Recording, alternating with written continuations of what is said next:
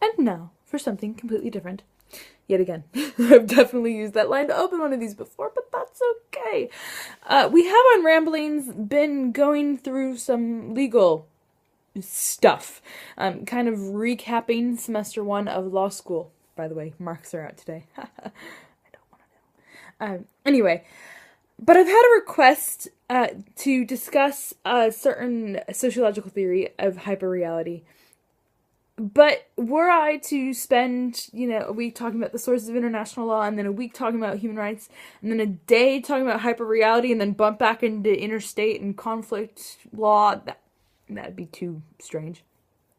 It'd be beyond ramblings into full-on random.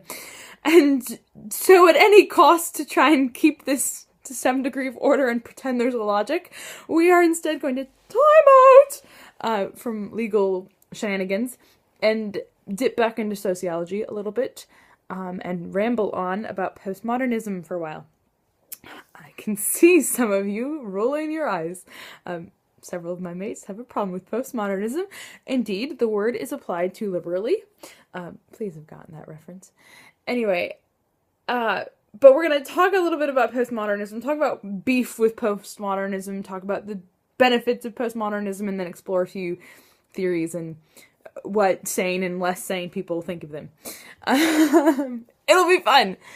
Postmodernism gets really tricky because there's a lot of words thrown around, and the same words often applied to very different things. Modernism, postmodernism, structuralism, post-structuralism.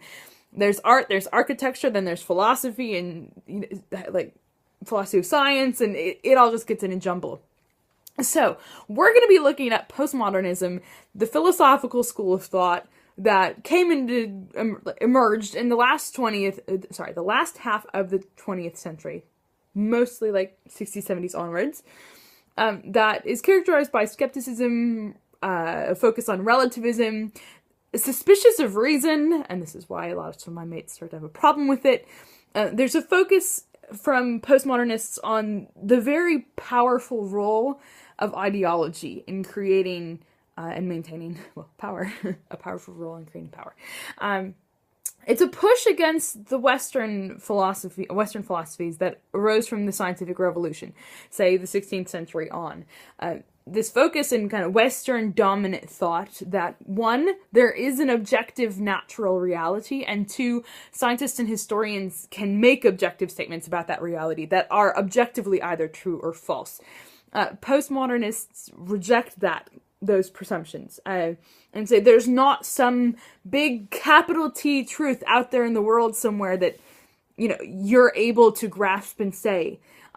Objectivity is not possible as a human because you're situated in the world and you can't, be outside it. So there's that.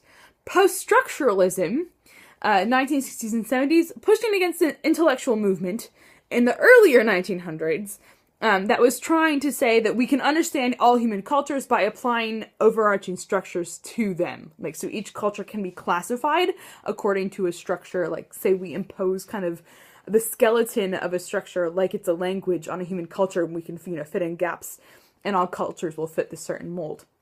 And so post-structuralism was pushing against structuralism, that idea that we can fit culture information into a mold. So post-structuralism, also a sociological philosophical theory, related to postmodernism.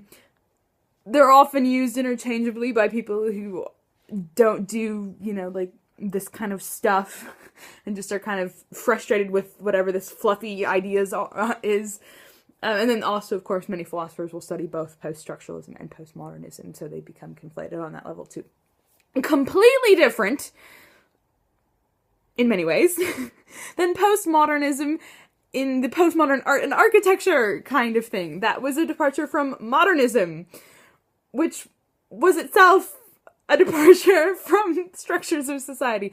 Modernism, in art's term, was getting at art for art's sake, personal expression being innovative. It's no longer about reproducing society. Modernism was very much about overturning historic and academic values. Postmodernism is moving a step beyond this, and this is where people really get frustrated, because, like, wasn't modernism and all of these things, like, trying to get past this, and now we're at post this, and what does that even mean?